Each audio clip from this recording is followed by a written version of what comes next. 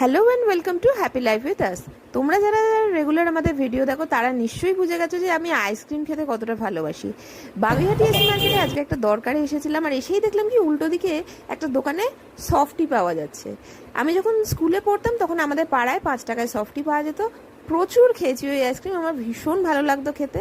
তো এখন আর কোথাও দেখতে পাই না, অনেক দিন বাদে এই দোকানটাকে দেখে আর লোভ সামলাতে পারলাম না। দেবাশিসকে বললাম কেনাকাটা পরে হবে, আগে আমাকে আইসক্রিম কিনে দাও।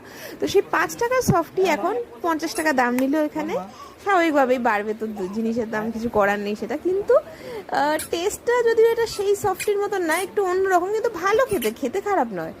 তো যাই হোক, সফটি খেয়ে বাকি যা যা কেনাকাটা করা ছিল করে আমরা হঠাৎ করে এই জুতোটার দোকানে চলে এলাম। এটাই আমাদের প্ল্যান ছিল না, গুনগুনের জন্য একটা প্যাকপ্যাকে জুতো নিতে, যেহেতু এখন নতুন নতুন হাঁটা শিখছে।